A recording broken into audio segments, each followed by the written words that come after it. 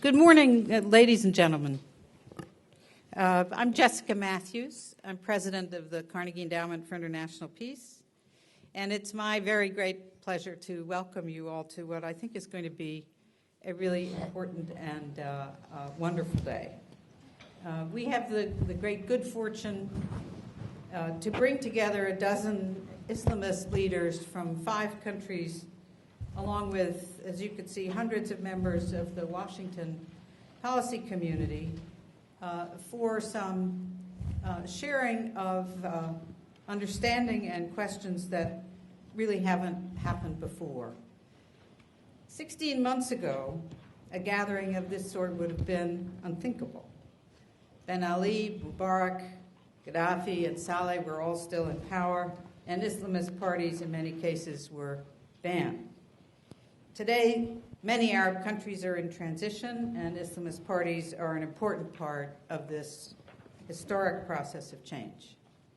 In Tunisia, Morocco, and Egypt, Islamist parties have won substantial victories at the ballot box and now or will soon occupy key government posts. Similar results are widely expected in Libya and in Jordan later this year.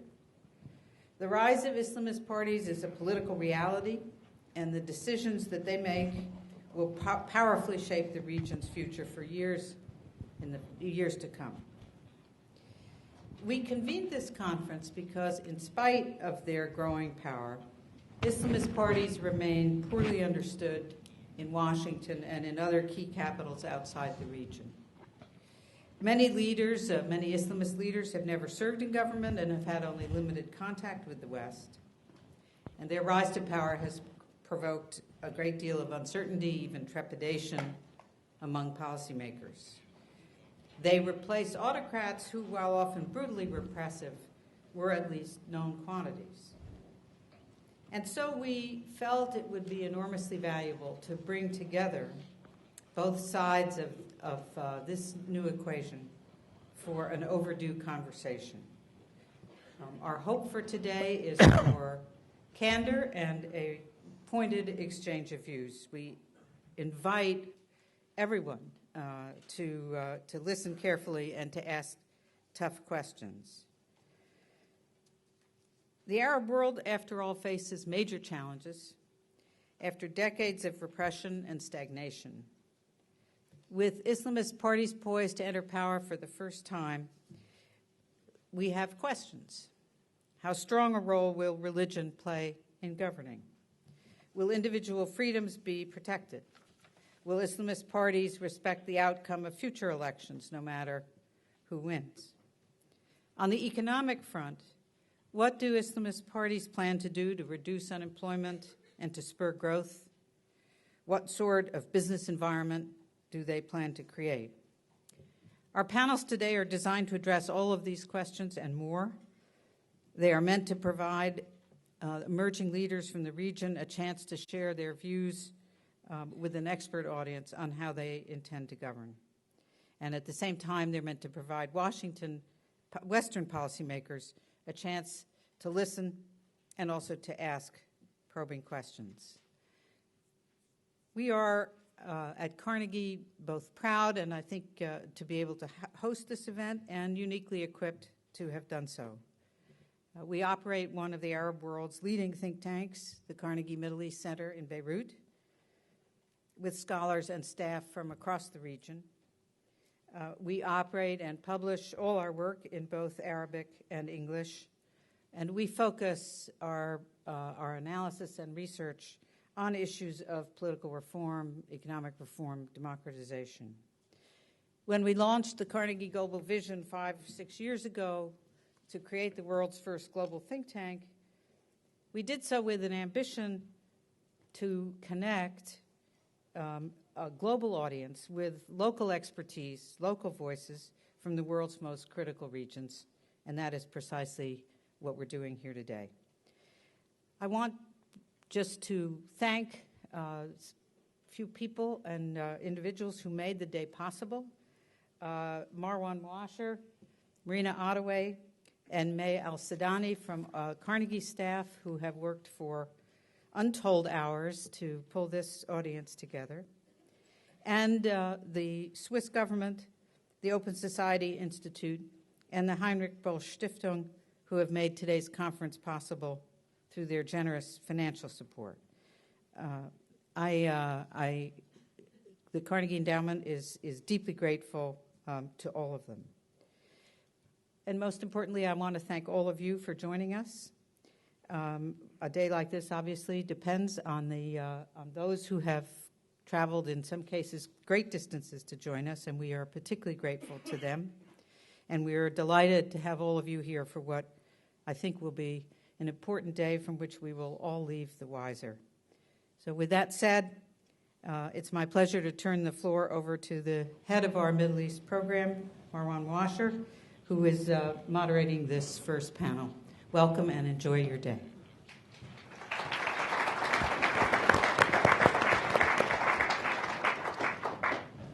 Thank you very much, Jessica. Before we start, let me just take care of some administrative logistical issues.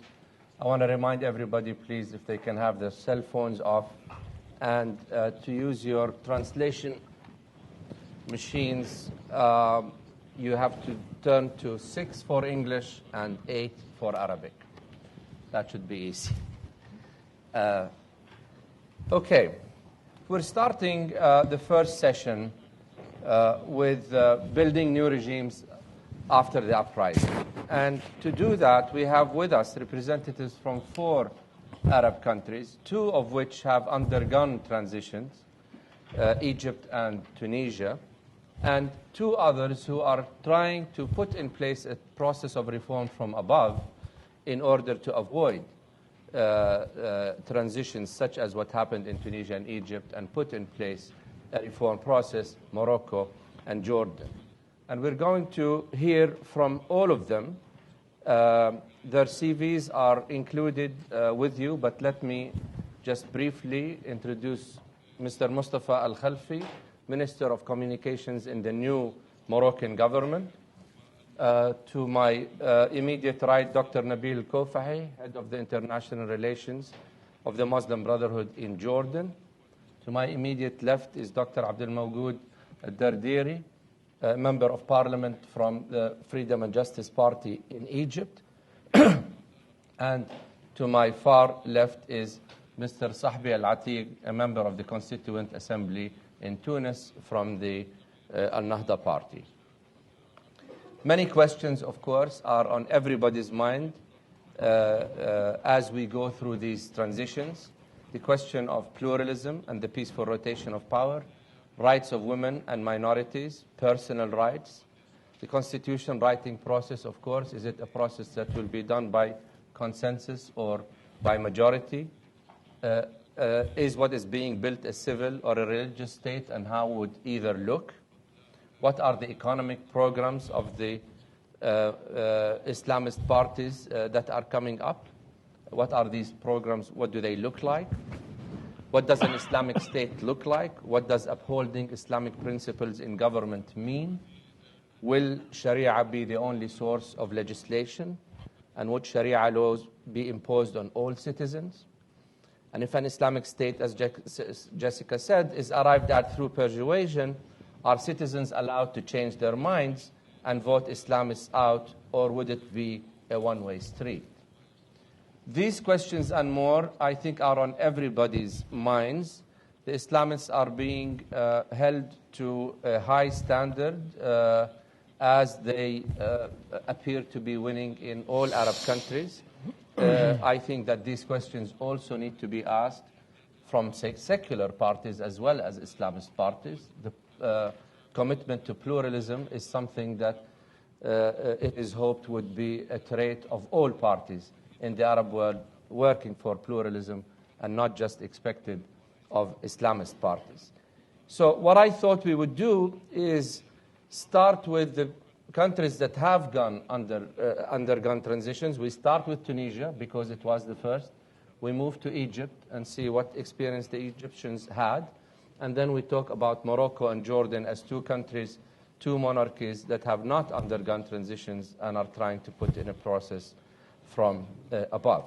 And I thought what we would do is I would ask questions of you, but please feel free to add anything you want and limit your interventions to no more than 10 to 15 minutes. You have a large number of people in the room. I'm sure all of them are interested in hearing your views and in asking questions. So I hope we can limit the initial remarks to about 10 minutes each.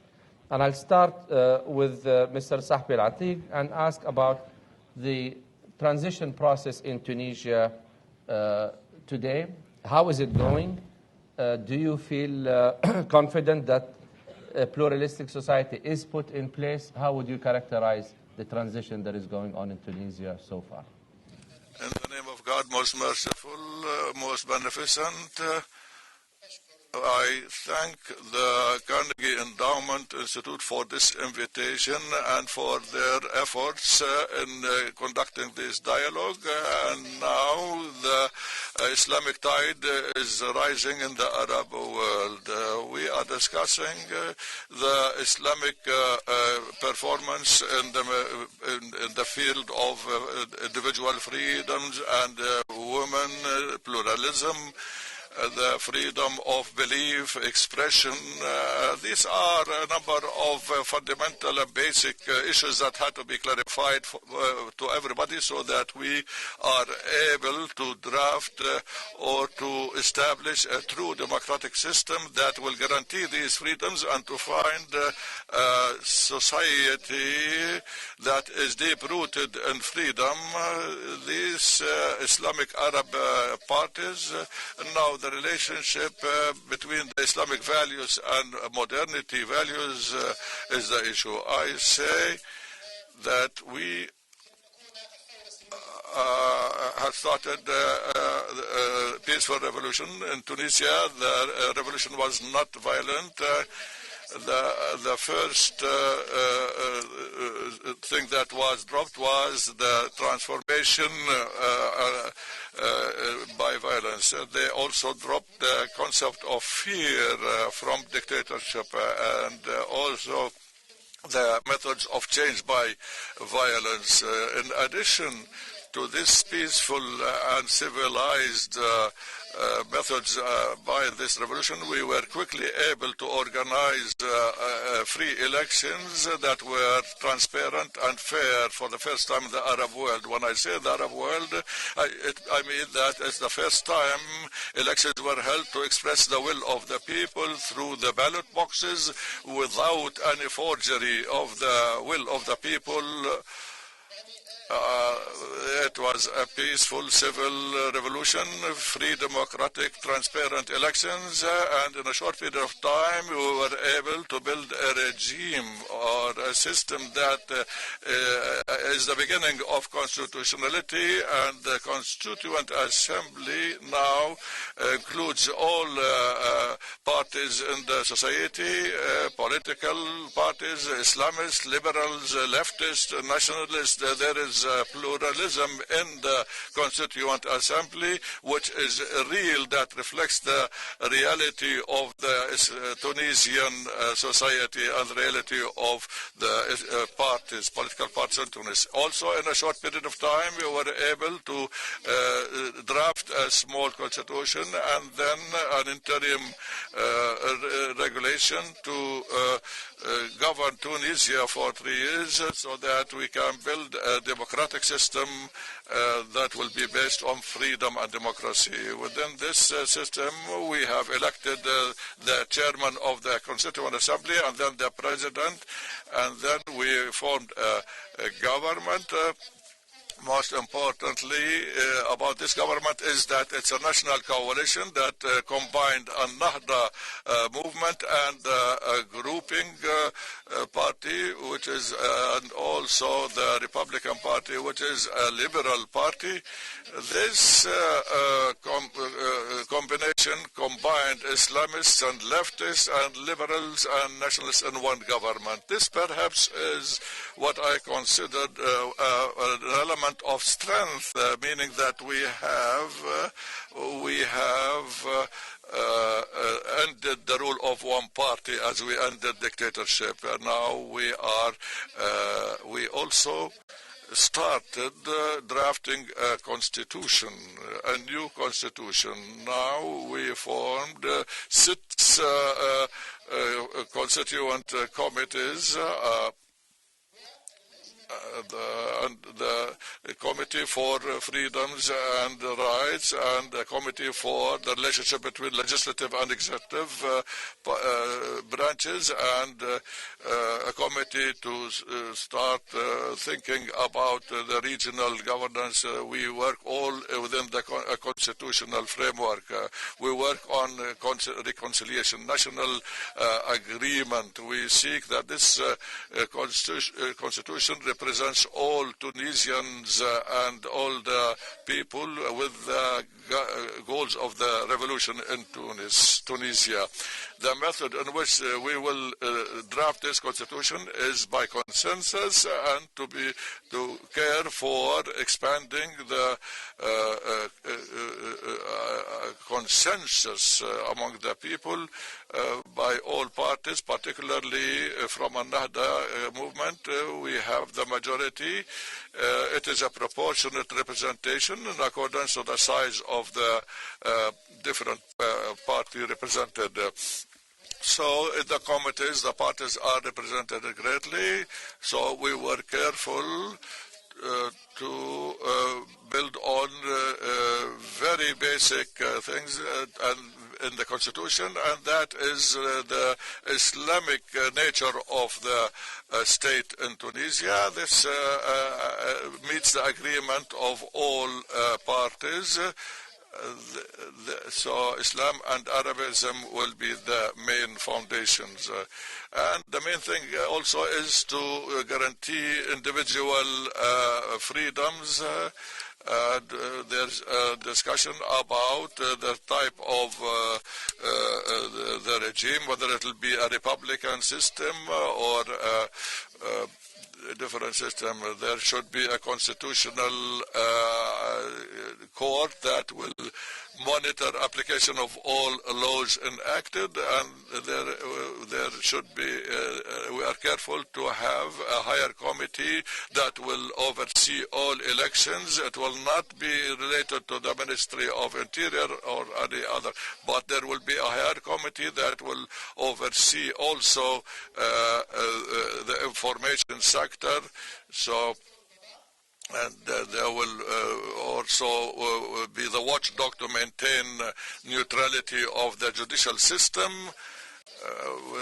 So we'll have also an independent commission that will organize the information and the media in Tunisia, so that there will be a guarantee that dictatorship will never return back to Tunisia. So this is a great gain in Tunisia. So there is a commission for personal status in which the women in Tunisia had gained a lot. So the revolution in Tunis, as we know, was built on the shoulders of young people and women. So Jamiat al-Zaytuna is Islamic gain. So in Al-Nahda, we adopt a civil state, a republican regime, a democratic system. In our vision is a fundamental thing as a mechanism to conduct a dialogue in the state and in society. So we vision this as a democratic method, which is not different from a shura, but it would be a measure to adopt. So there is no difference between democracy and Islam. Perhaps we can deep-root democracy within Islam in a very sound manner. We consider that there is no contradiction between Islam and democracy, and no contradiction between the values of Islam and humanitarian gains and what was gained by the human mind in the modern societies that had emanated from outside the Arab Islamic domain. So there is agreement between Islam and all these points. Al-Nahda respects them within the Islam, to respect the rights of minorities. The Christians and Jewish minorities are small, but they are accepted within the society. We don't have any sectarian strife between the different religions. The other minority religious groups enjoy their rights as everybody else. We are careful in the Nahda movement to respect the individual freedoms and public freedoms, to respect the freedoms of women and the rights of minorities. And all the parties agree on the values of citizenship, founded on the Arabism and Islam. This meets consensus in Europe. So recently, we have presented the idea of building the constitution based on Sharia. So the legal reference for the constitution would be the Islamic Sharia. There is another project that talks about Tunisia. Tunis to be independent, free country. Its religion Islam, and Arabic is its main language. Al-Nahda movement considered that this is a political divisions, and there is no need to so there was a great discussion in the Tunisian, and there were debates and discussions and demands to include Sharia in the constitution, but there are other movements that consider that this will divide and split the society, and the Sharia is kind of confusing and not understood, but Sharia upholds justice and freedom, and the main ideals of religion is to maintain the religion and to have all the main points of religion. There are lots of scholars who talked about freedom and justice as fundamental pillars of Islam. So Tahir bin Ashur is one scholar who wrote about Sharia, and he had stated that Sharia and democracy are fundamental things, and we have confusing points about Sharia, that it is it calls for polygamy, and but it's looked upon as unjust. It calls, so in Al-Nahda, that we decided to postpone the issue of Sharia in the first phases. That was accepted by all the parties, and we have bypassed this debate. And in the Constitution, we will be sufficed in the first chapter of the Constitution by excluding the Sharia as a fundamental issue that the Constitution should be based on. So we are also careful to combine all the Tunisian society on common denominators, and as I said, there are many, particularly the Republican system, whether it's presidential or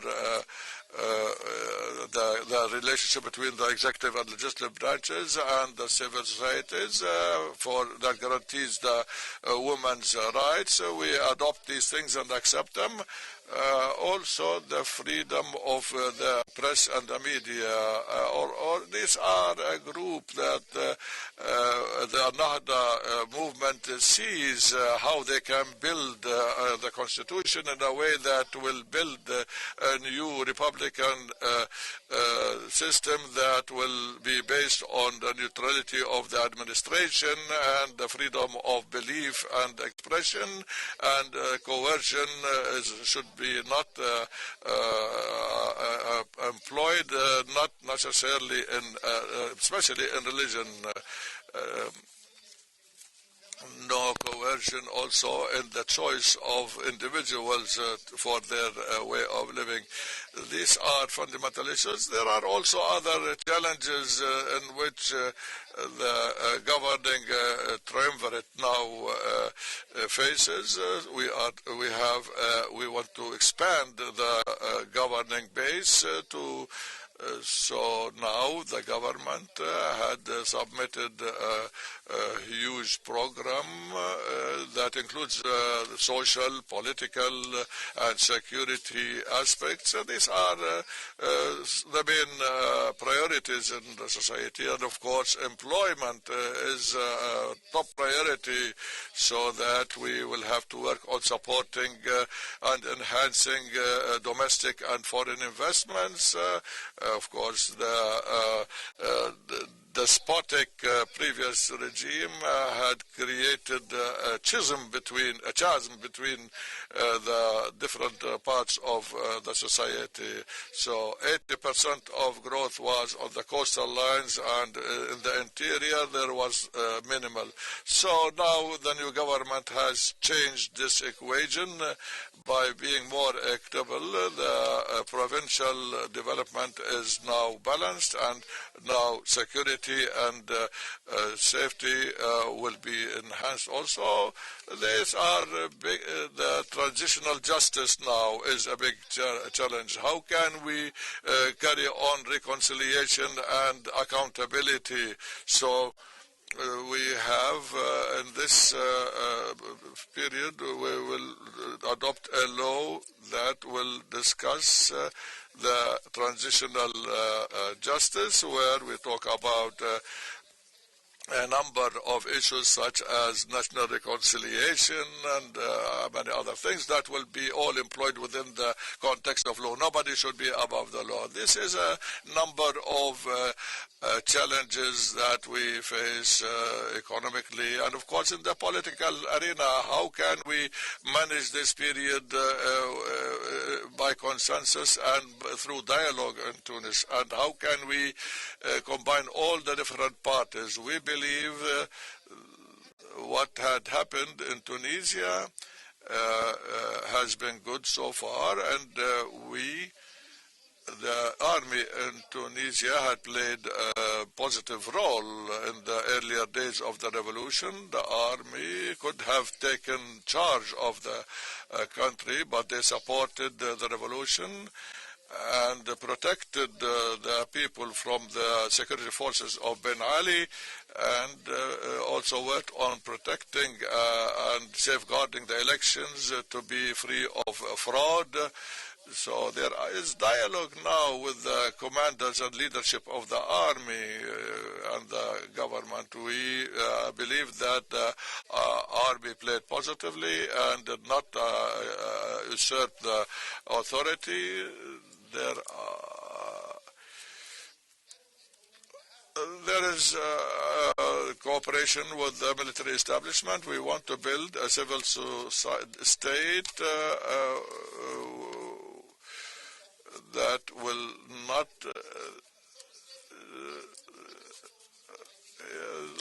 be kind of sacred. I mean, a ruler would not be getting his sanctity from an unseen power, but rather will be from the people for the taking care of the people's interest. So it will not be a theocratic or military state. It will be a civil society. This is a number of issues that I had tried to briefly mention to you. I would welcome any questions to present you any clarifications about the situation in Tunisia and about al-Nahda's position. Thank you.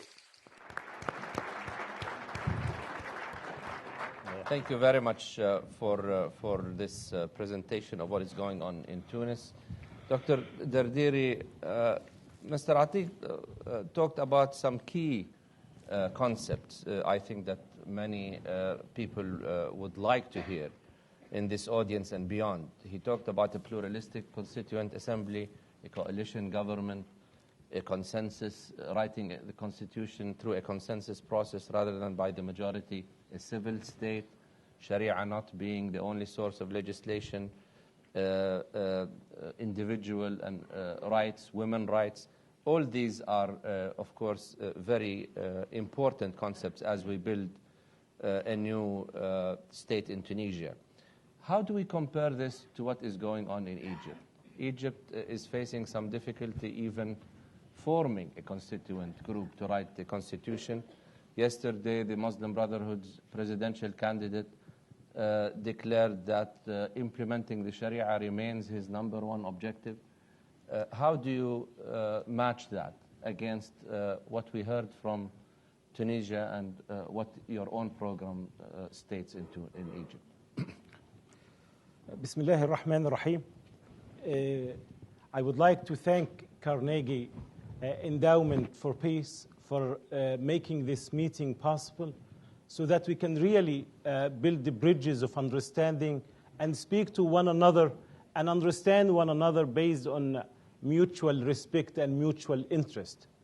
The story of Egypt is not very different from that of Tunisia.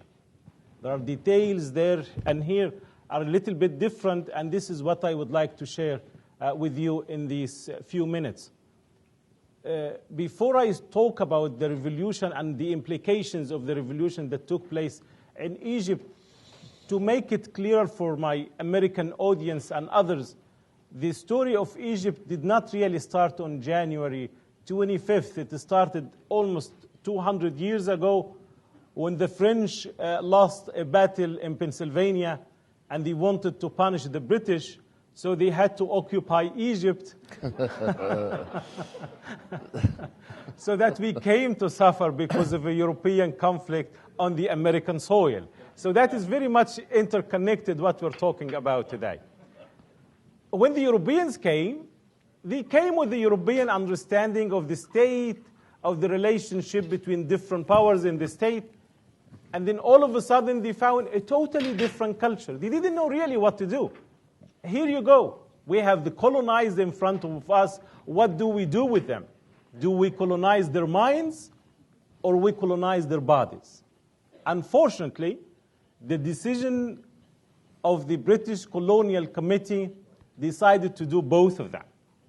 And when they did that, they created more confusion, not only in the minds of the Egyptian, but also in the culture of Egypt. So the struggle really goes back and from that time, there were 3 directions. One direction that was supported and developed by the European colonial power is the only way for modernity is to look like Europeans, act like Europeans, even speak the European language. And that was the only option offered by those who believed in the European model. That was a very important direction in the story of Egypt's development towards democracy. The second was almost the other extreme. And these directions took place during the colonial era and still until today. These different directions are trying to come to a common understanding. So the first direction was go European, look like them. The second, on the other extreme, that we have nothing to do with Europe. Let us close Egypt to the Egyptians and we'll do everything Egyptian. The third alternative which I personally represent and Freedom and Justice Party represented from the time the Muslim Brotherhood came into existence? No. We do have a tradition, needs to be respected. But at the same time, we cannot ignore the European development, because Europe came out of the Dark Ages through Islamic Renaissance in Spain.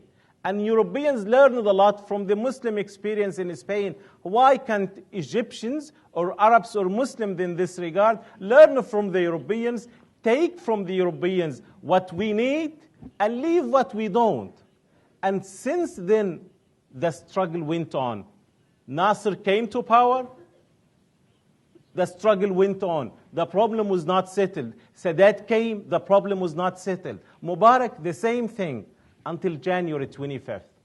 Egyptians went millions in the streets of every city in Egypt.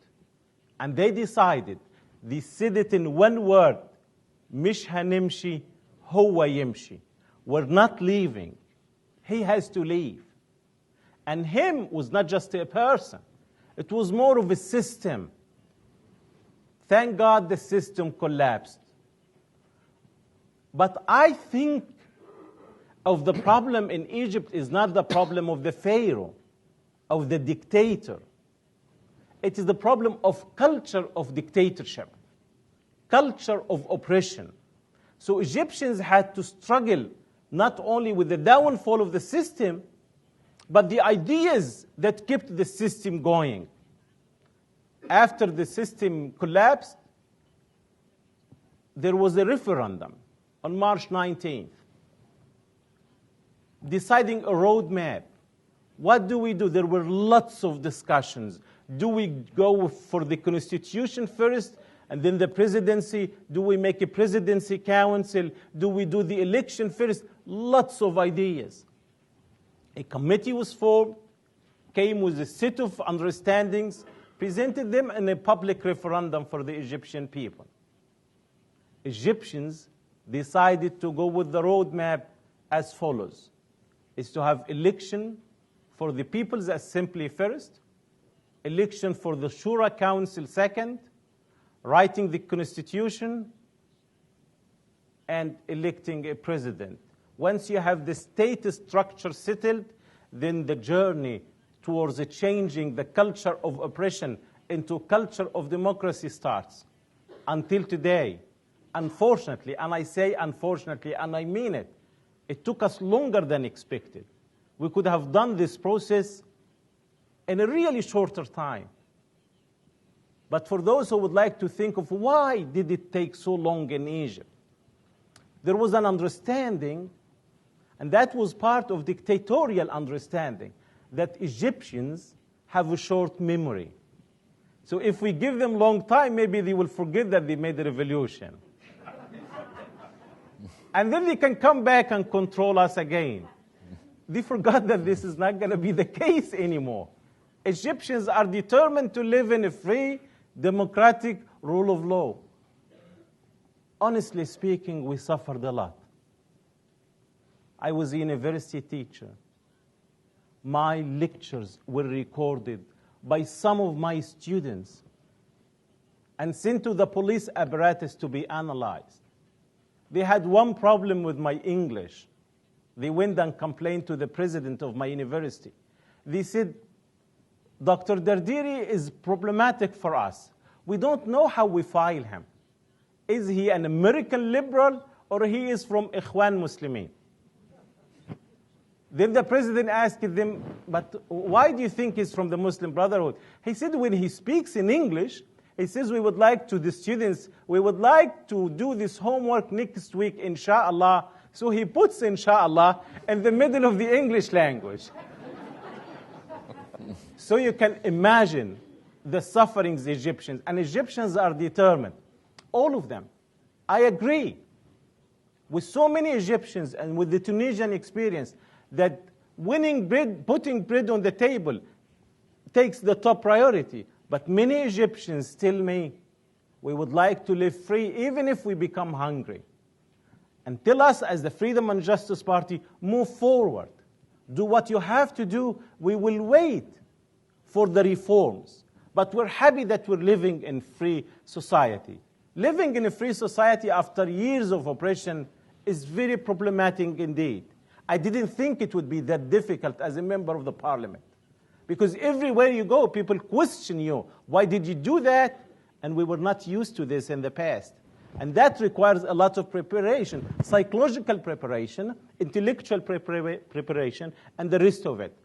Now the roadmap went as follows.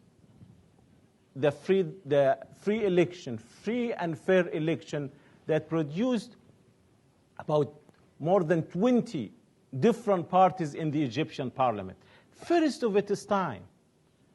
Although Freedom and Justice Party got 40% of the votes, but we refused to control all the committees, the same as you do here in the Congress. 51% gives you the chance to control all committees. And the Egyptian experience, because it is new democracy, we really wanted the participation of each and every one, not each and every party, but each and every Egyptian. We really were inclusive in the formation of each committee. We wanted representatives from each party, and we came and we had meetings with the different parties of how to form the different committees. After the parliament came the Shura Council election. Many different parties contested. The Freedom and Justice Party got more than 50% of the votes. But we didn't think of it as majority versus minority. We're still thinking of it as an Egyptian project. Coming out of oppression requires the ideas, the help of each and every one. We're very much interested in creating this balance that I spoke about at the beginning of my presentation. This balance between honoring our own culture, at the same time interacting with the European and American alternatives. Creating that unique alternative that I like to call it the Egyptian alternative. So we're moving now into the third milestone, writing the Constitution. We thought from the very beginning that this Constitution does not belong to the majority, because it is not. It cannot. It's not fair, it's un-Islamic to have just the majority write the Constitution. The majority controls the parliament. That's fine. Forms the government. That's fine. Because it can leave the government after a few years, next election. But Constitution goes longer than that. It protects the future generations of Egypt. I was there when the formation of the committee, the referendum that we voted on March 19th, gave the People's Assembly and the Shura Council the right to elect 100 representatives of the Egyptian society. There were many options. Is to make the 100 from the People's Assembly and the Shura Council, or from outside of both of them, or for any compilation. It was open for us. So we listened to everyone. We had certain parties that said 100% from the People's Assembly. We had other parties that said 100% out of the People's Assembly. We came through discussion because we would like to keep this pluralistic alternative that we have in Egypt with a 50-50 arrangement. 50% from within, 50% from without. And we made this. And it was a great moment in the Egyptian history. I remember I was there when I spoke, and I said, this is a historic moment in Egypt that we agreed together as the representatives of Egypt, freely elected by all Egyptians. Over 65% of Egyptians participated in the election. So it was a historical moment. To my surprise, some liberals did not even wait for the first meeting of the Constitution Committee so that they can put their own alternative on table. Less than 24 hours. Some of them decided to withdraw. We were shocked. All of Egypt asked the question, why did you then accept being part of the election process? The People's Assembly elected you to represent them in writing the Constitution. That created a lot of confusion. The details, I will be happy to discuss them with you. After the election, we thought that the military council in Egypt is going to give the majority party the right to form the government, because the only representative body in Egypt is the People's Assembly.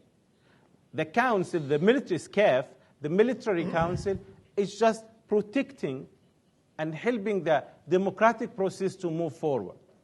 To our surprise, services to the people of Egypt deteriorated to a warning level.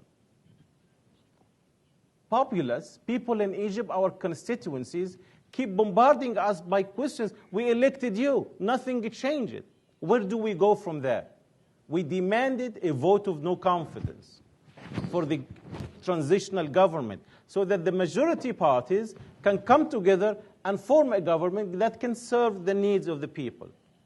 To the surprise of everyone, for the majority of Egyptians, the military council refused to give the majority parties the right to form the government. And then we heard the stories that the parliament may be dissolved because it was based on illegal procedures. That scared lots of Egyptians. That made lots of Egyptians ask, is the revolution still going on?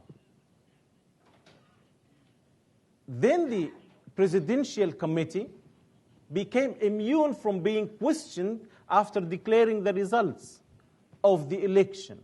That really scared most of people working for democracy in Egypt. And that is one reason why Freedom and Justice Party is backing Khairat al-Shatir as an alternative to protect the democratic road until it yields fruitful results to the Egyptian people. Then finally comes the presidency.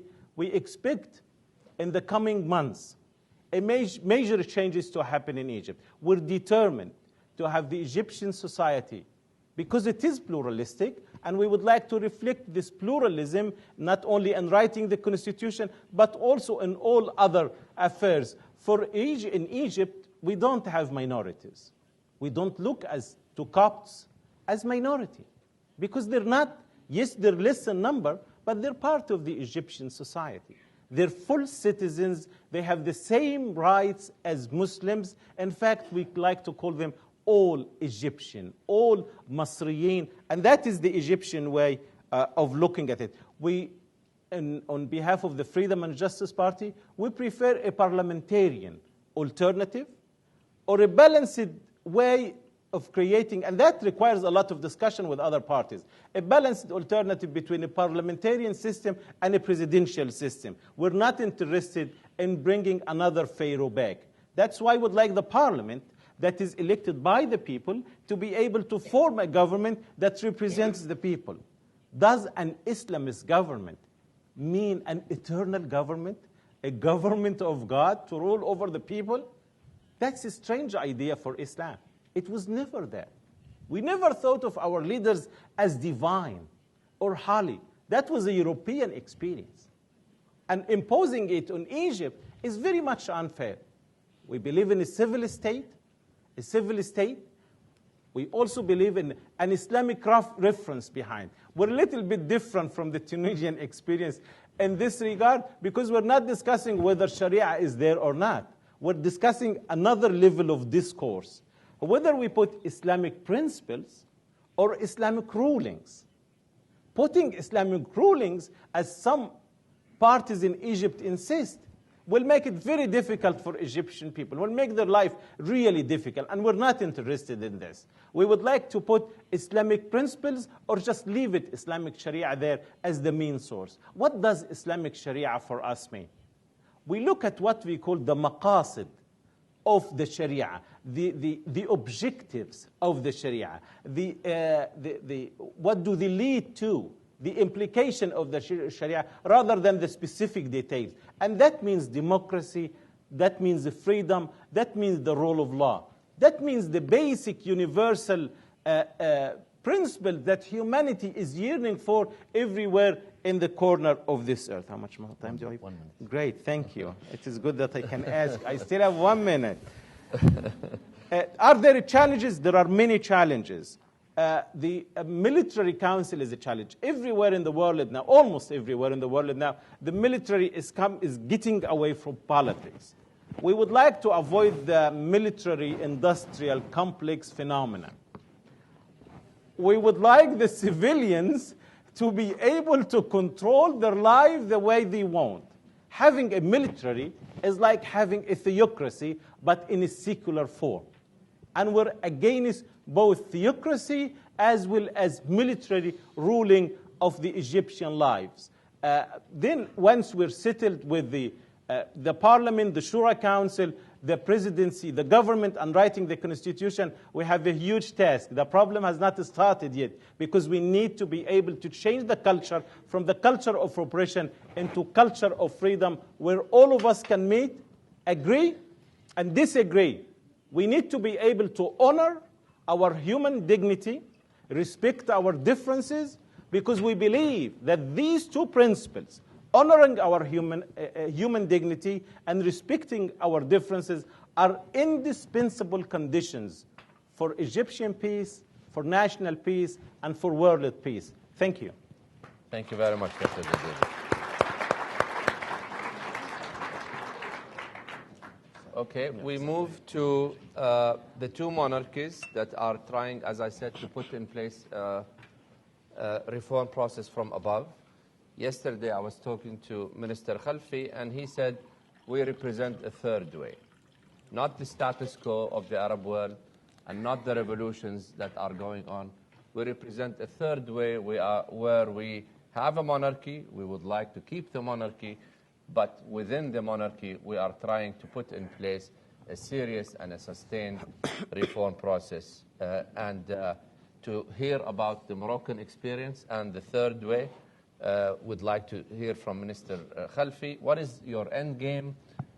What is the future of Morocco? Do you think that reform from above can work in the Arab world or elsewhere? What is your thinking on this? Let me first of all thank you for this invitation, and I think that it's working in Morocco. We are succeeding in implementing what we call the third path between revolution and what we call the old system of political control, ignoring the democratic demand that now is emerging in the Arab world and in Morocco. Nobody could ignore this demand, but we can anticipate this demand and develop what we call reforming without losing our stability, taking into account the crucial role of the monarchy in leading the country toward many reforms that happened in the past decade, reforming the family code, the recognition of the Amazigh culture, dealing with the past human rights abuses, and establishing a reconciliation committee, integrating moderate Islamic movements within the political and social process. All this happened during the last decade, and the role of the monarchy was so crucial. But now, we are moving toward a second generation of political reforms, gradual, democratic, genuine reforms. How we did it? At the beginning, Morocco, like all countries in the region, we knew the emergence of the youth movements we call February 20 movements. And this movement succeed in mobilizing part of the civil society, part of the political parties, and they went to the street asking for fighting corruption and fighting authoritarianism. The king, the monarchy, decided to react positively, and there was the March 9 speech when the king decided to open the gate for a constitutional reform, organizing new elections, and providing new policies that deal with critical issues like Moroccan identity, like the issue of good governance and linking accountability with responsibility, dealing with the issue of having real elected government. At the beginning, there was some skeptical views. Skeptical views said this will be a limited reforms. This will be superficial reforms. We are not going to see real changes in the ground. But what happened after? We established a constitutional commission. And in July 1st, Moroccan people approved the new constitution. This was the first test of the March 9 speech. And we succeed in recognizing that our identity is so diverse. Arabs, Muslims, Amazighs, Jews, Sahrawi. And we succeed in drafting a Bill of Rights, 21st articles about all major rights that humanity developed during almost 2 or 3 centuries. And we succeed in defining the main element and measures related to what we called good governance, transparency, integrity, the respect, the rule of law, in a whole chapter in the new constitution. The second test was the election, November 25. And everybody was waiting to see, are we going to succeed in implementing the constitution or not? Are we going to escape from the challenges of the democratic reforms or not? Are we going to succeed in giving the voice to the people to make the change and to see the results of these changes? And this is what happened. And for this reason, I prefer to describe the third path as the path of the revolution of the ballot box, not the revolution of the street. November 25 elections gave to the Justice and Development Party a vast majority in terms of voice. More than 1 million of the voters has voted for the PGD. 107 seats in the parliament. But we shouldn't ignore that only 45% of the Moroccan society went to vote. And this reflects that we should work in implementing the constitution and widening the trust, the confidence of the public on the political process. After this election, the king decided to nominate the chief of the government from the party that won the election. In the constitution, it's not clear that the chief of the government should be the general secretary of the party. The king decided to interpret democratically the constitution and to nominate the general secretary of the party, Mr. Abdillah bin Kiran. And many circles, secular, liberal, leftist, nationalist, Islamist, they saw in this move a good thing, positive thing, and positive signal that Morocco is moving toward reforming gradually, establishing a real democratic system. After we succeed in establishing a coalition that brings together leftist party, a nationalist party, the Istiqlal party, and also a political party with a cultural Amazigh background, nationalist also, with the PGD, a coalition that until now is working 100 days passed after the nomination of the new government in January 3rd, 2012. What happened during this process? From February 20, 2011 until now, it was a long process that Morocco is moving toward a genuine democracy. What's the elements of this Moroccan exception? I think three factors explain what we call the Moroccan exception. Neither revolution, neither the status quo. The first factor is, as I mentioned earlier, the role of the monarchy.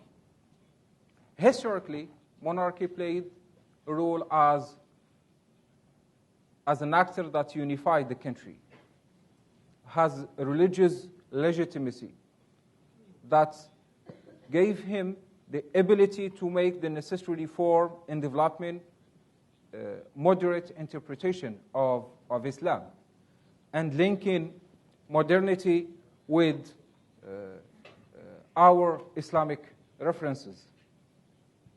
But beside these two things, unifying the country, leading the new interpretations of religion to meet the challenges of modernity. Beside these two things, monarchy played a crucial role in preserving political pluralism after independence.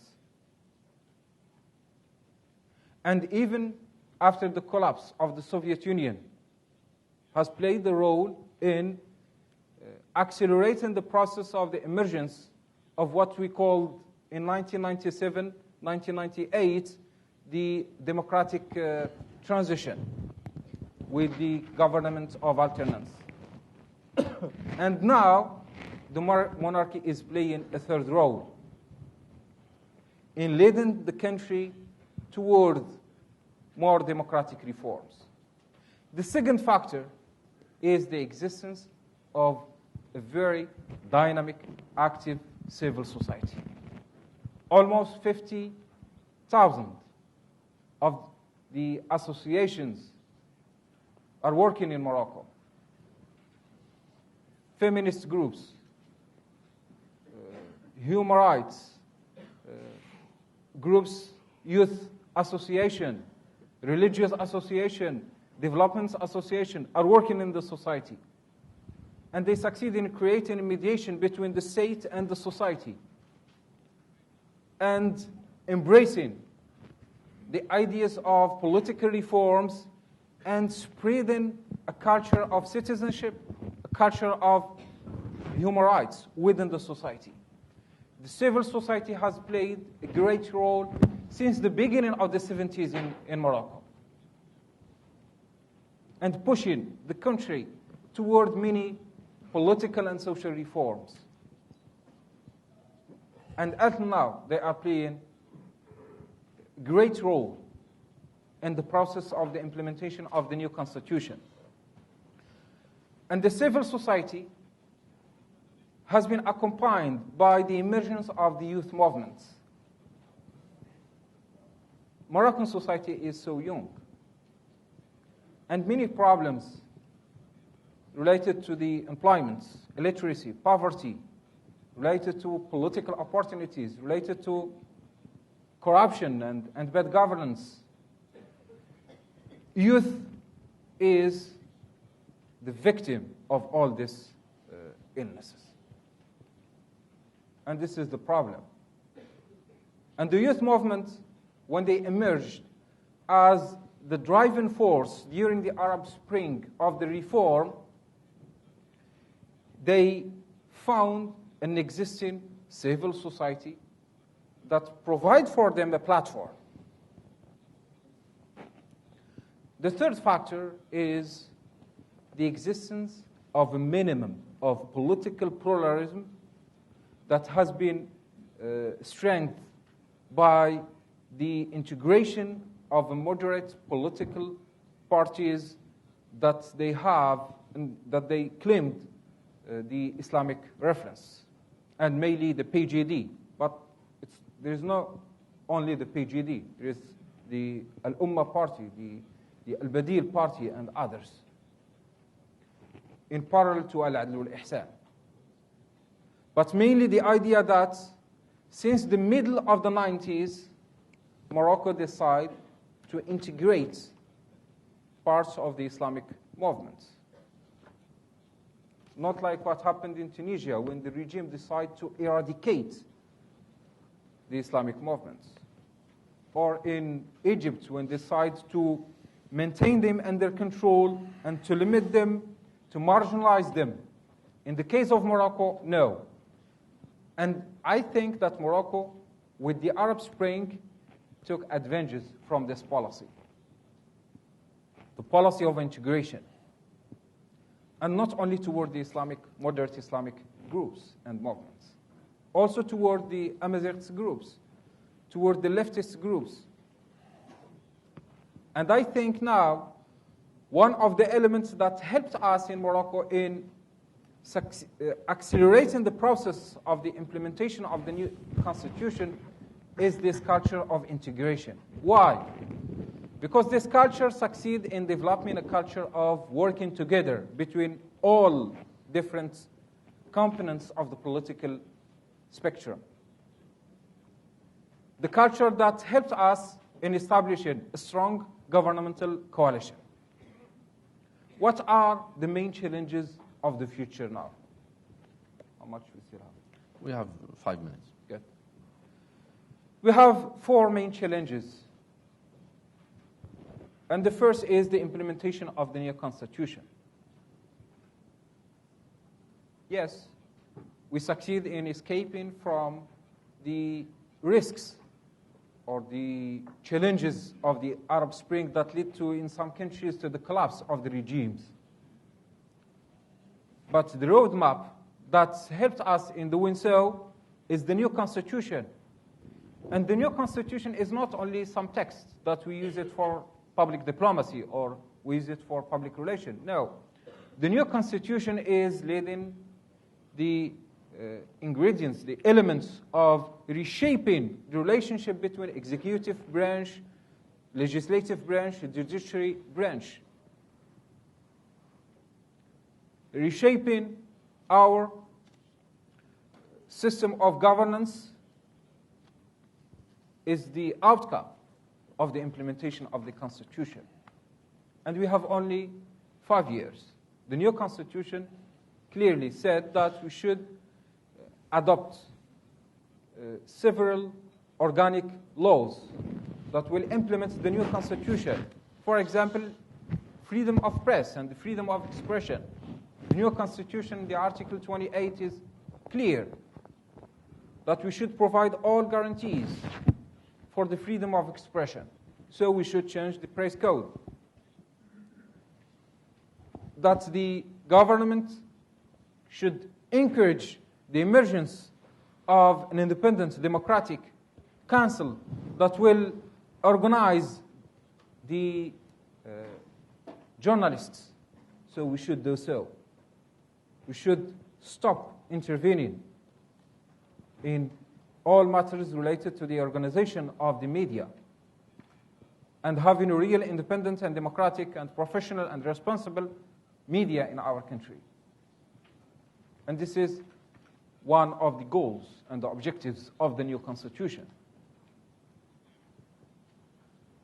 Like this, in the legal level, in the judiciary level, there was many changes that the constitution is calling for it. And we are working to do so. Recently, our government decided to adopt the international agreement against kidnapping. And we are moving to embrace what the international community has developed in terms of the recognition of the basic human rights. We are moving toward this direction. But it's not only changing the text, but also establishing new councils and institutions that the new constitution has laid it out. One of them is strengthening the role of the integrity institution, who is fighting corruption. One of the biggest problems that we suffered from it is the spread of corruption the new constitution clearly recognized this problem and said that Morocco should have a body, independent, very effective, credible, to lead the Moroccan policies against corruption. Our rank last year was 85 in the International Transparency Index. In 2002, we were in 52. It's a big problem for us. And we can't escape from this reality. The only way is to recognize it and to present real, credible, effective policies to deal with it. And not only this institution to fight corruption, and another institution related to enhancing the political participation and social participation, economic participation of the women toward real parity in our society and in our political system. One of the problems that we are facing is that we have very limited political participation of the women. And only we are using a system of affirmative action to enhance the political participation of the women. Now we are working to develop new policies on this level. So the first challenge is the implementation of the new constitution. The second challenge is working to have a real system of regionalization and decentralization. In the past, we have regions, but with limited power in the administrative level. Now we are working to develop political, economic, social, cultural, administrative regionalization. And this will be a period of transition toward resolving, first, the Moroccan Sahara conflict, and allowing people in the region to manage their affairs and to develop economically and socially. The third challenge that we are facing is providing genuine, real answers to the economic and social problems. The people, when they went to the street asking for democracy, because they understand the link between the lack of democracy and the social and economic problems. Employment are the first, health problem, social, housing problem, educational problem, all these problems. The new government succeeded in developing programs, ambitious program, dealing with these critical issues. And since 2 weeks, we are debating in the parliament the development of new national fund related to providing the necessary financial sources to the poor people for health and education. And this is one of the biggest challenges: poverty, illiteracy, employment, health services, housing services. And we are working on this level.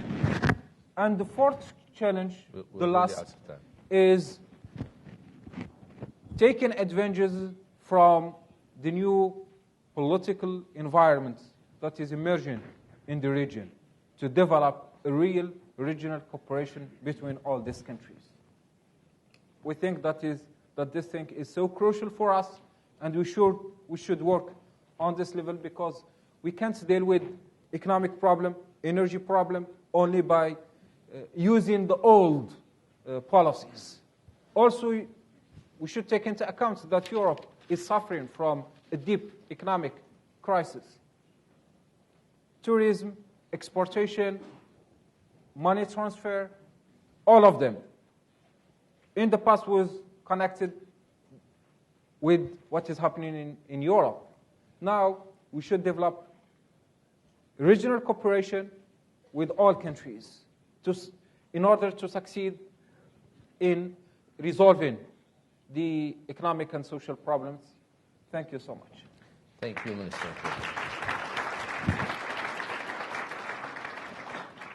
We're going to hear from the last speaker, Dr. Nabil Kofai from Jordan, and then open the floor to questions for about half an hour. Dr. Nabil, we heard from Minister Khalfi about what is going on in Morocco. Jordan has been also attempting a reform process from above, perhaps at a slower pace. There have been constitutional amendments, but the country does not have an election law yet. Elections have not, therefore, taken place. There is no prospects of sort of an elected government coming out even after the elections. How do you compare the processes in Morocco and Jordan? A lot of people also think that the Muslim Brotherhood in Jordan have not been perhaps as categorical, as clear as its counterpart in Tunisia or in Morocco or in Egypt about the commitment to diversity or pluralism and the commitment to sort of a peaceful rotation of power. So perhaps you can shed some light on the Muslim Brotherhood's program in the country, and how do you see the reform process going forward in Jordan? Thank you. I would, with respect to the three experiences that our speakers just shared with us, I think there's one common factor, which is that the Arab peoples have suffered from the same problems. These peoples decided alone and without any assistance, not from the West in particular, to stand up and exercise its will, and not to remain on the margins of human civilizations. The Arabs decided to be partners for the West in human civilization. The situation in Jordan is very similar to what's happening in Morocco, but a little unique on its own. And the common factor is that both monarchies do not have blood on their hands, and this is the main common factor. And this is why both regimes decided to institute reform.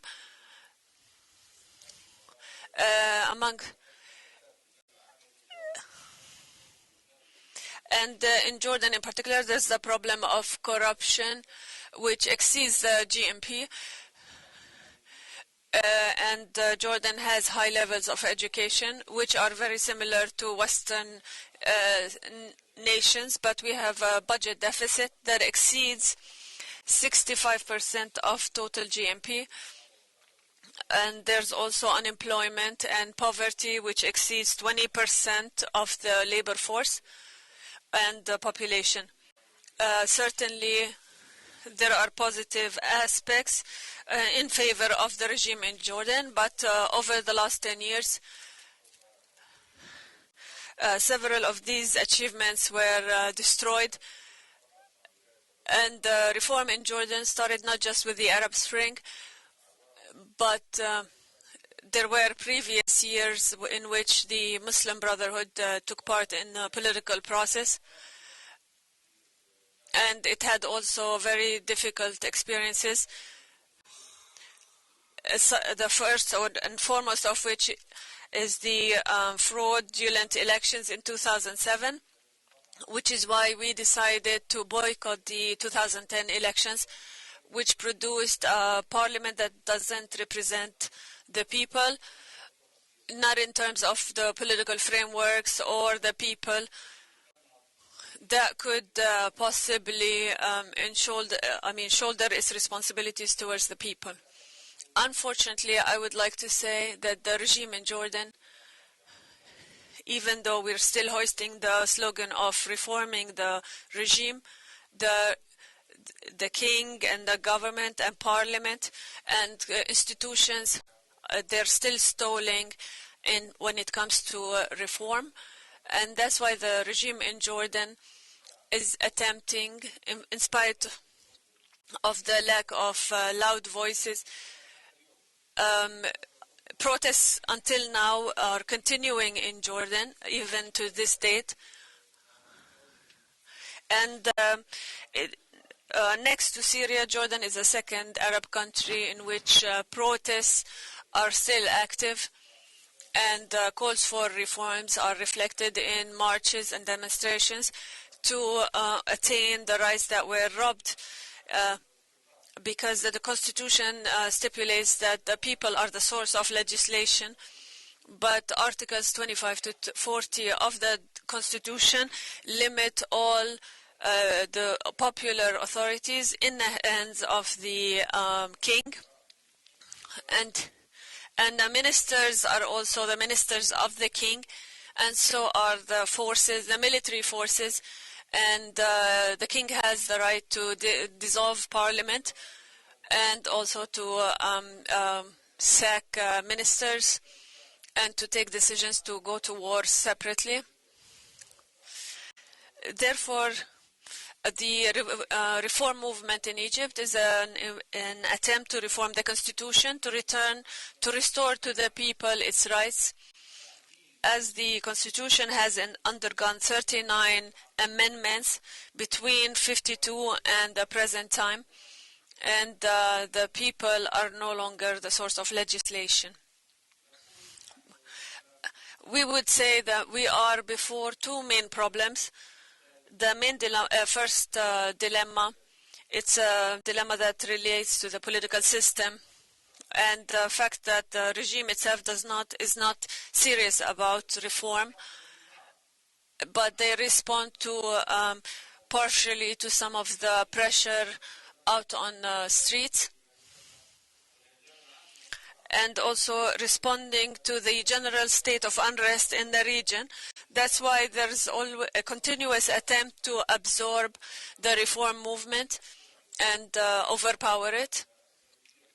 For example, the king brought a government whose head was involved in the biggest fraud, election fraud in 1997. In 2007, he was involved in the scandal, and yet this prime minister was brought back to lead the reform movement. But the people refused this government and the reforms that it proposed, and another government was brought to power, and also this government was robbed of any powers, even though it's led by an international judge, a well-respected judge, and he promised to reform the election law, which is the access for reform in Jordan.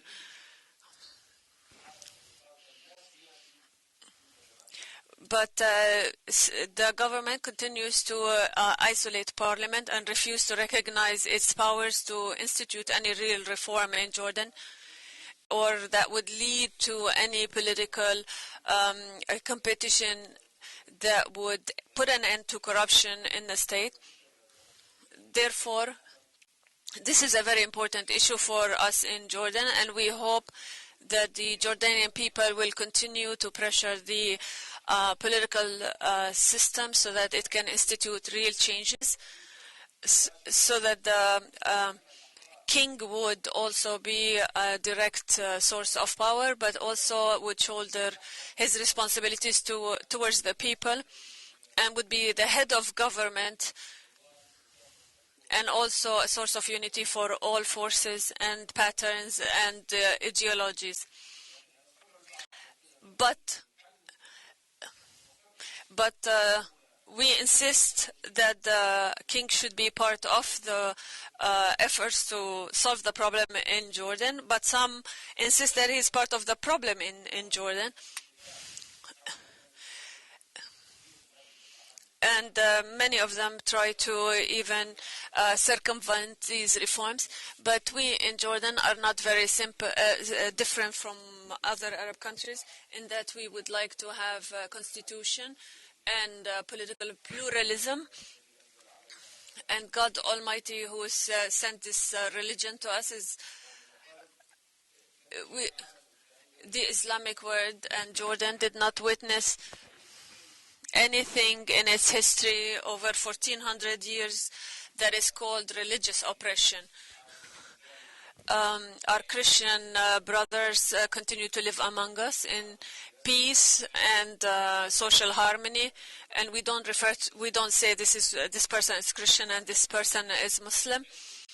The Islamic movement has also had its own experience in supporting and getting the support of the Christians in Jordan. And the Islamic movement has on several occasions also elected Christian representatives. And we also have witnessed over 20 years since the formation of parties in 1990. We've seen several coalitions that have overcome the religious and ideological differences among the parties. And we also the Islamic brothers have also stood by all laws that call for freedoms and pluralism. But unfortunately, some of these issues have not been dealt with. For example, political reforms have not been dealt with so far, including some very important procedural changes. For example, it's not, for example, in the Constitution in the 21st century to have a military tribunal that would put people to trial on the accusation of harming the reputation of the state. But this is being done by the State Security Court, even to this date. And these accusations are still commonplace, and there is intervention and control by the intelligence apparatus in particular. The army is very peaceful as far as the political aspect is concerned, but unfortunately the General Intelligence Service is still authoritarian and continues to play this role in terms of the strangulation and oppression against people. And Jordan continues to suffer from targeting. For example, even a person like myself, when I travel to such a place, I am being subjected to interrogation. What we would like to seek to achieve in Jordan is to achieve stability in the country and restore the powers of the people, and also find or establish an electoral law that guarantees all the rights of Jordanians. If some of you are not aware of the characteristics of Jordanian society, some Jordanians come from the west of the river Jordan, and they came to Jordan after the Israeli occupation, and these constitute half the population, and they are being used as a way to threaten all Jordanians. But we believe that all Jordanians of various origins have overcome this problem. And another issue that is being used to threaten people is also to raise the specter of the Islamic movement. But we have to stress that this movement has made major contributions to the history of Jordan and also in other countries, and has made several sacrifices. What we seek to achieve in particular is to hold elections in the near future according to a fair law that encourages political participation in Jordan and the peaceful transition of power. And the Islamic movement is the only party in Jordan that has this peaceful transition of leadership. Even women in the Islamic Brotherhood is being elected to leadership positions. And this is not a language we use in Jordan. We don't hear about the problem of women's participation in Jordan. And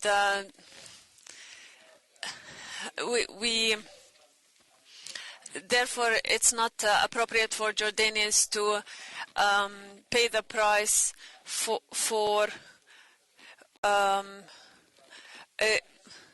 Jordanians feel shame that the heads of the intelligence services that were appointed by the king and I would say who is the highest authority in Jordan, to be tried on fraud charges. This is a major problem and challenge, and also harms the integrity of the governance.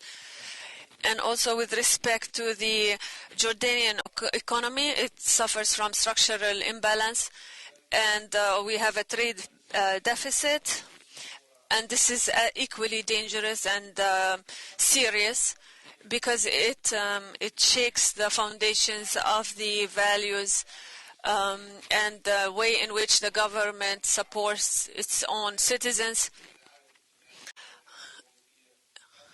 and forces people to be loyal to the government in return for the subsidies and that the government provides to people.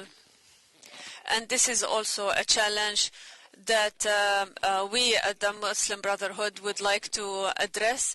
And we know that if there were free elections and fair elections, this would be an issue that will be addressed.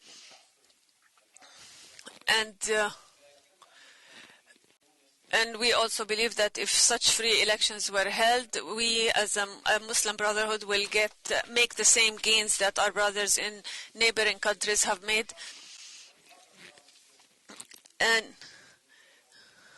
And we believe that this is a right that will be realized no matter what.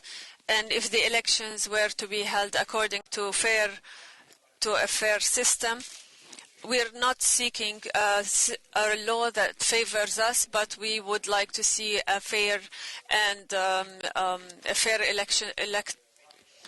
election law.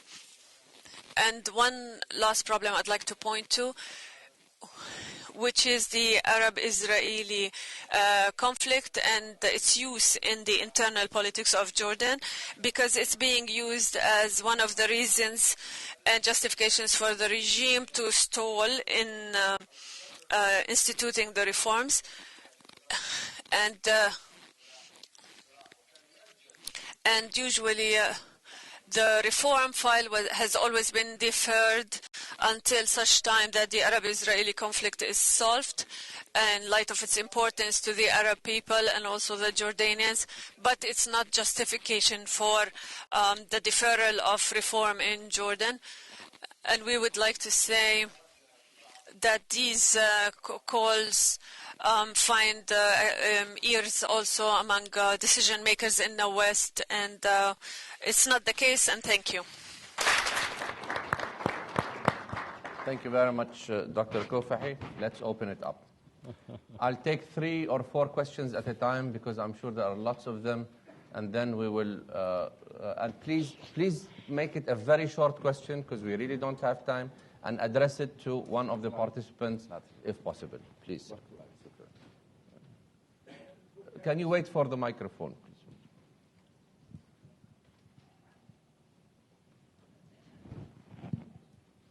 My name is Boubacar Abi Soror. I'm from Morocco, and I work with the World Bank. My question is to Sidris C. Mustafa Al-Khalfi. As we see in the United States, the economy plays a major role in the elections, whether in past elections and probably in this one as well. Do you think the performance of the PJD will be determined mostly on the progress that you will be able to accomplish in the economy, regardless of all the other reforms? Thank you very much. Trudy? Do you want identification? Trudy Rubin from the Philadelphia Inquirer. I'd like to address my question to Mr. Dardari. You put forward a very moderate position for the the Freedom and Justice Party in Egypt, but some of your leaders, including Mr. Shatter, have said things that sound much less moderate than what you put forward. Mr. Mawasher referred to one of them when Mr. Shatter said implementing Sharia remains the #1 objective. He has also talked about, in the past, jihad against the Zionists, and also your leadership has called in the past, in 2007, for a sort of guardian council that would oversee all parliamentary laws and make sure that they were in alignment with Sharia. I know that they have still dropped that, but what I want to know is now that Freedom and Justice is the leading party, do they stand by what you said, or are they closer to what your presidential candidate says? In the back, someone in the back. Yes, please, sir.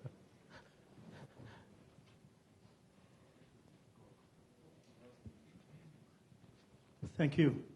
My name is Anwar Hadam. I'm from Algeria. One of those who were, elected in the election back in 1991 after the Algeria Spring. And unfortunately, which was, stopped by the military and security. That was my question, actually, to the brother from Tunisia and the one from Egypt. How you see the future relation between the civil society, the civilians, and the military relationship?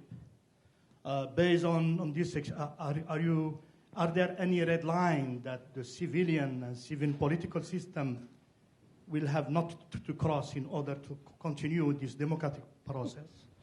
The same question go with the monarchies, CMR, but not the same M. It with the monarchy and military.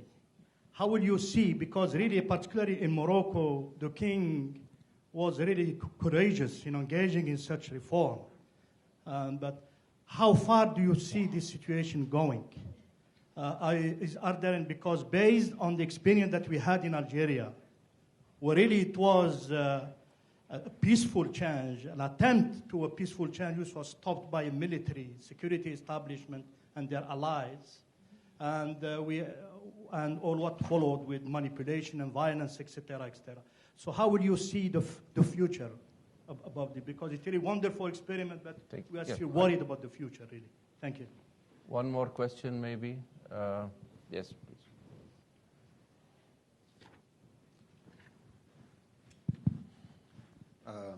Radwan Masmoudi, I'm with the Center for the Study of Islam and Democracy. I want to thank the Carnegie Endowment. This is a wonderful event, and it's an amazing day to have all of you here in Washington, but also to witness what's going on in the Arab world finally.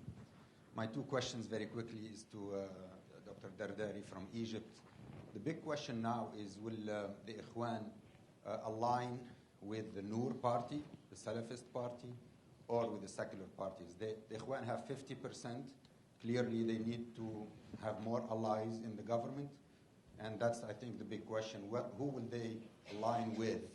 And this will really determine the future of direction of Egypt and the transition in Egypt. And my question to Mr. Khalfi from Morocco.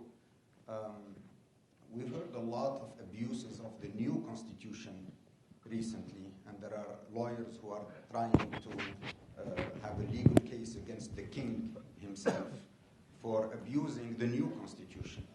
Do you have any comments about that? Is it true? And what is the government doing about this? Thank you. All right, let's start. Who wants to take the first shot? Mustafa. Economically, I think that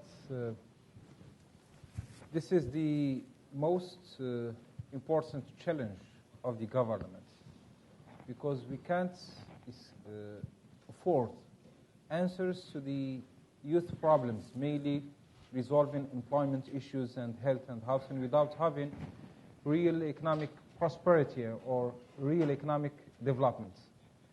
And for this reason, the government has put this issue as the second goal, after good governance, fighting corruption. Because the main problem of economic development in our country is the lack of good governance. We presented almost 25 measures related to enhancing the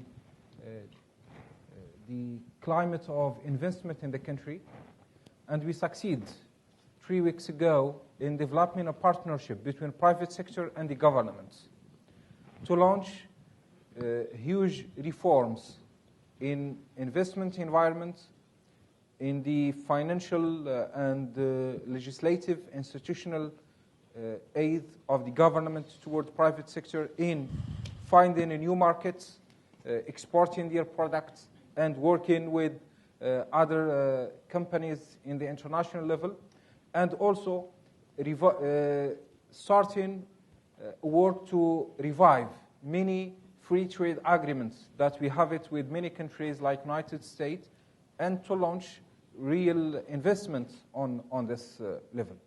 Besides this, we are working with small business companies in the country, because we think that the leading or the driving force of fighting poverty and fighting unemployment is to invest in small business.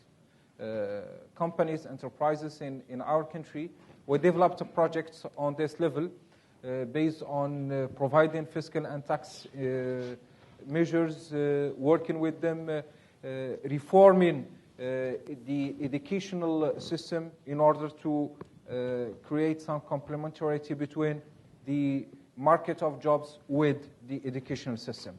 So we have a program on this, and we are working on it in close partnership with the private sector. Concerning the second question, I think one of the things that creates some specificity to the Moroccan case is that we drafted the constitution before the election.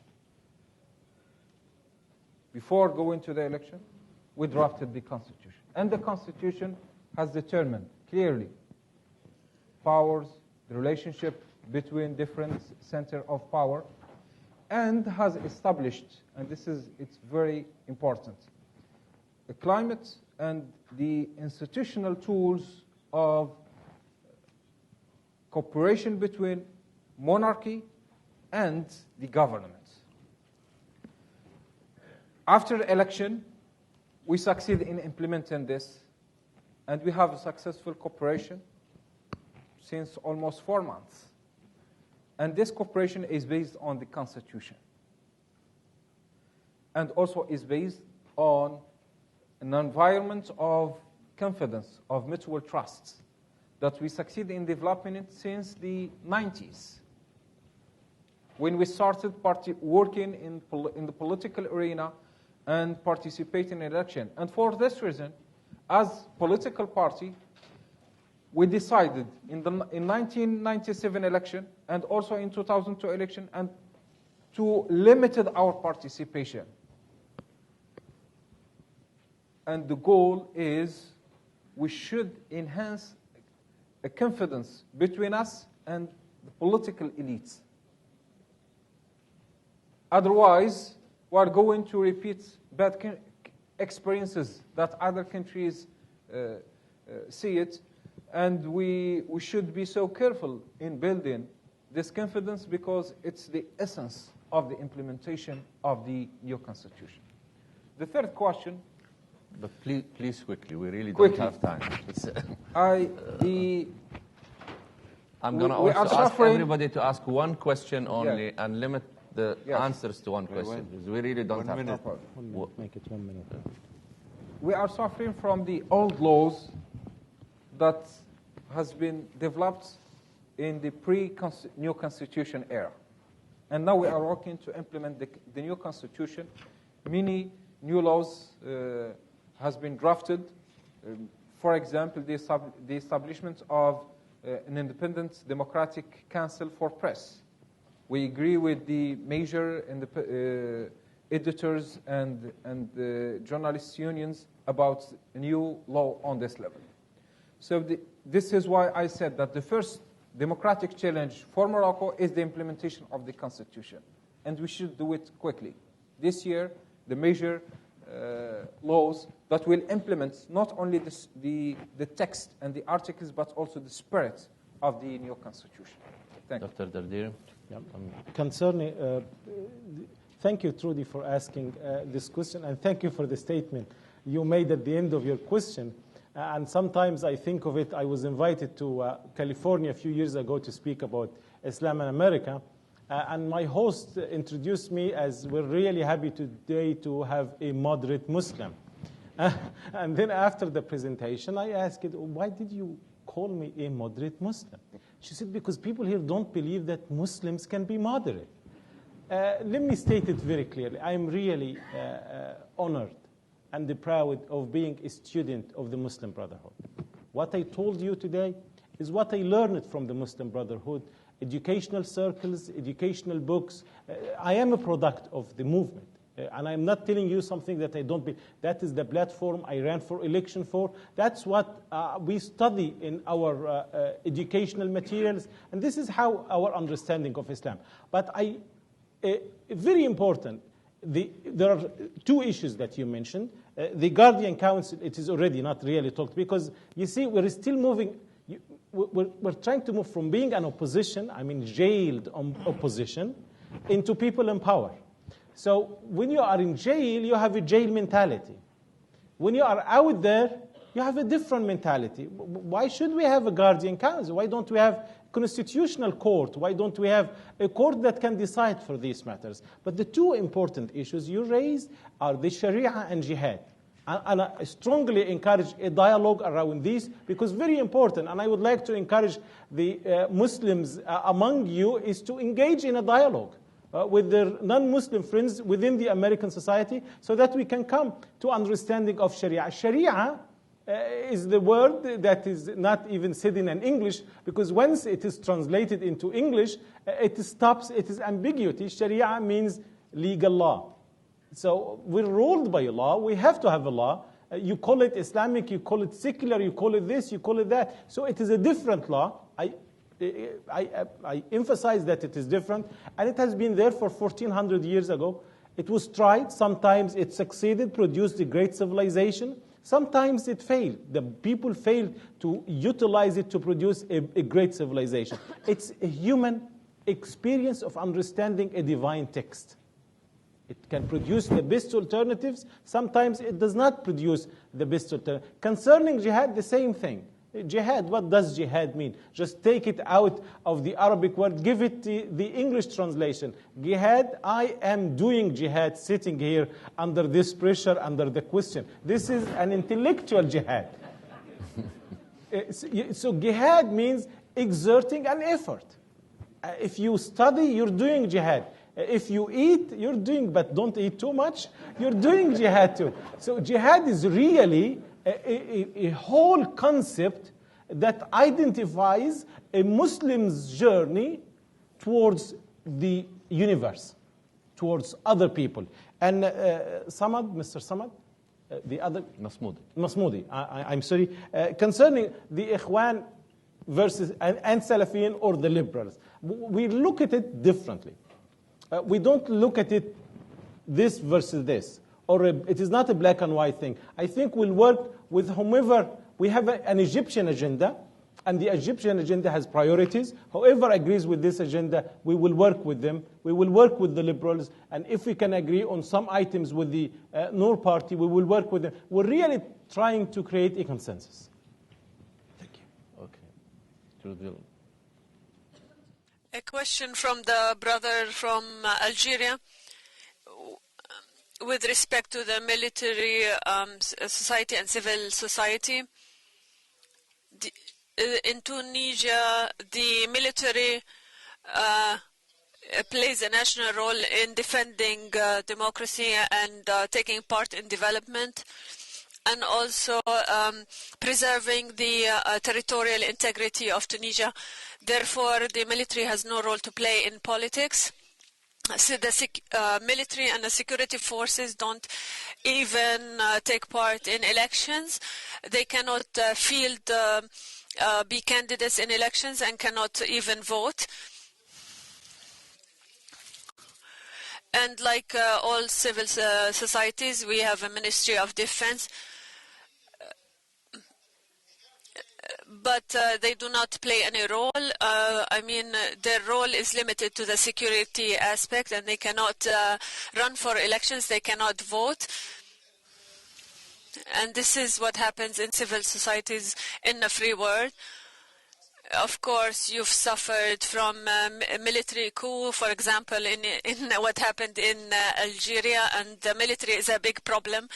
And I believe even in Egypt, the military institution is a problem. And if the military council continued to exist, then there will be no revolution in Egypt. Because if it continues to be as powerful, then the revolution would not have succeeded.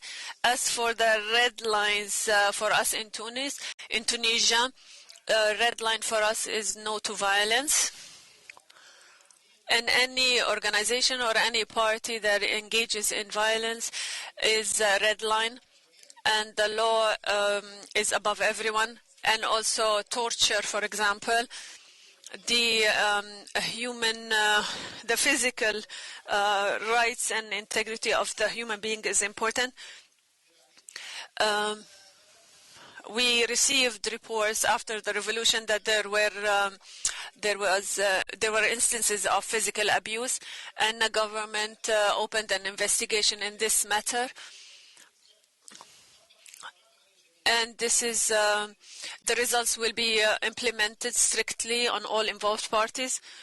And the head of government was very clear that any person who engages in torture in Tunis will be held accountable.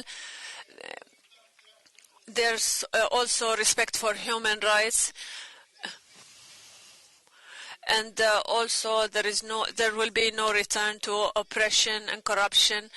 And there are several issues, and every revolution is followed by a period of security, uncertainty, and chaos. But we continue to try to return to normal life and to solve problems and protests, and also there is improvement in this aspect, but it will need time. And the program of the new government that will be introduced this week will also contribute to peace and security, and also to encourage investment and return to normalcy in Tunis. And thank you.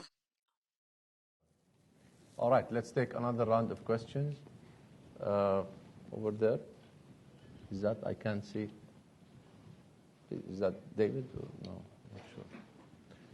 I don't see any women.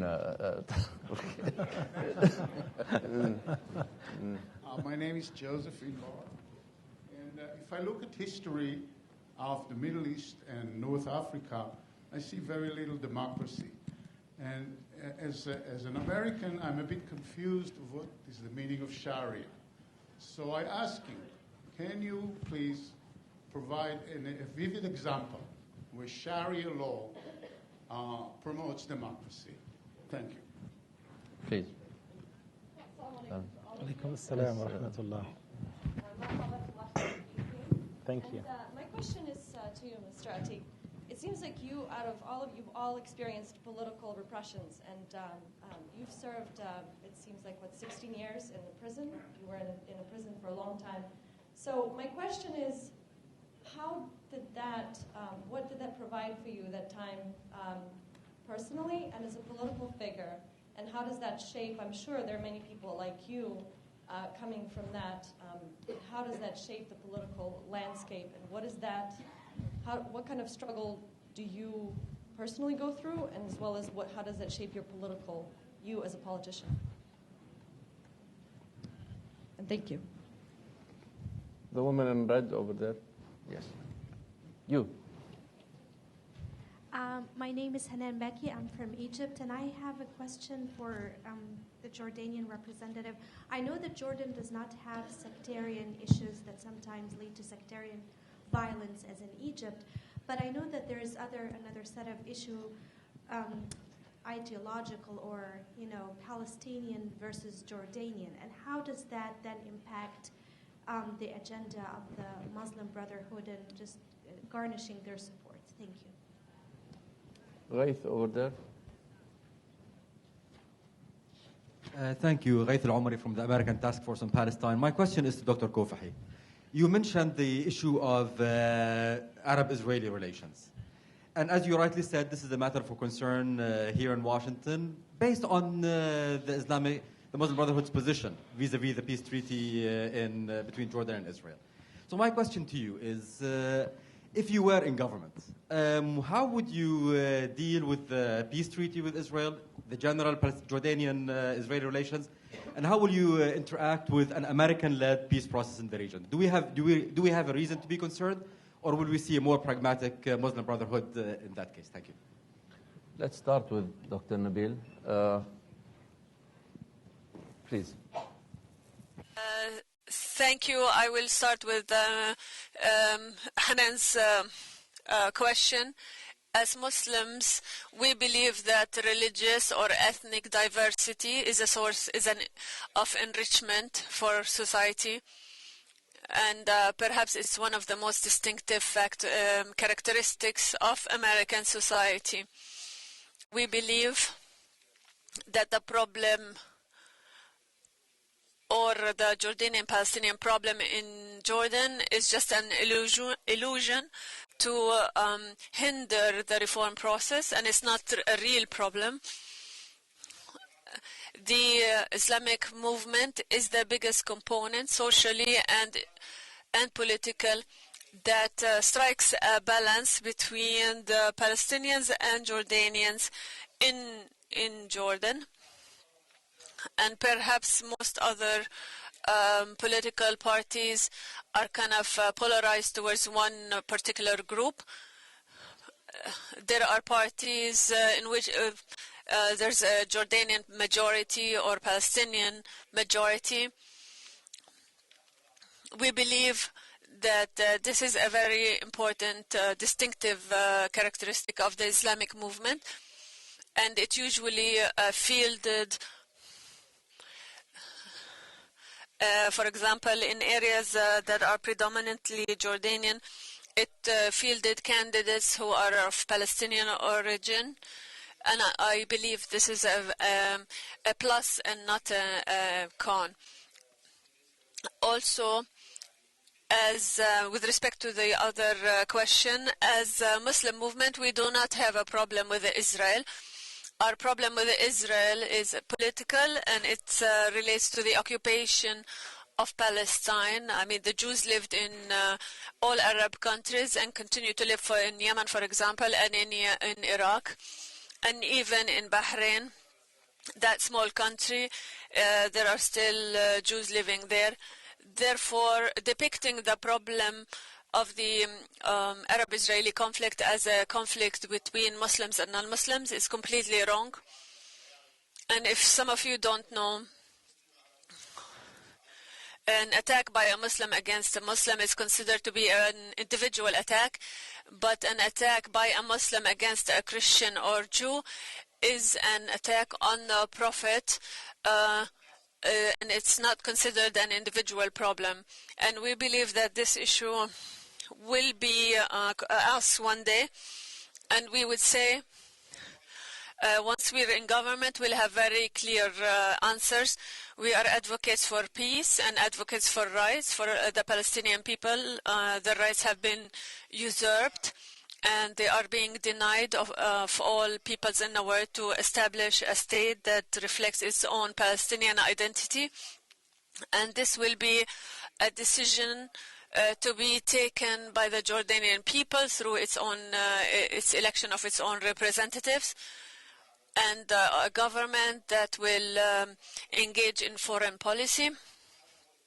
This is the general framework of our policy. With respect to the private framework, before we talk about before anything, we talk about ending the aggression, Israeli aggression against the Palestinian people, and also the return of all the usurped rights of the Palestinian people, and also the return of the displaced and the refugees based on UN Resolution 194.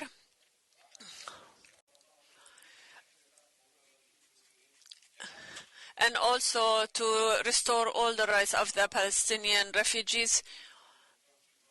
And this is a very clear position that we, as the Muslim Brotherhood, adopt, and all Jordanians adopt, and therefore ending the aggression is a precondition for any further action. To answer Mr. Joseph regarding the relationship of Sharia with democracy, we say that democracy as a vehicle, as a mechanism, regardless of, it's a mechanism like Greek philosophy, the mechanism that brought democracy, and these are many, such as judicial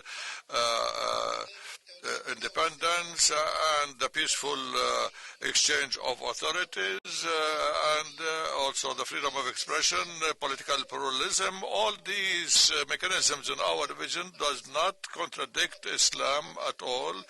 But if we go to the writings of Mr. Ghanouchi or Yusuf Qardawi and Dr. Ahmad Amara, we find in these writings this new modern centrist line which calls for benefiting from Western thought in a way that would not contradict the Islamic thought. So there is an elite group in the centrist movement here that represent the main pivot for the Muslim movements, for the Brotherhood and Nahda and Hamas and Justice and Development in Morocco. The reference for all those scholars and Mr. Banna, this centrist considers that democracy is a mechanism to adopt the principle of Ashura under Islam. This, therefore, means that democracy does not contradict with Islam. The second point that was mentioned by the lady is a personal matter. I spent 16 years in prison, 6 of them in isolation. I left my daughter 2 years old, and when I came out of prison, she had already taken the BA baccalaureate degree. We have spent so many years under the dictatorship where there was really torture for against political prisoners. Solitary confinement is really a harsh discipline for prisoners. This is not alluded to.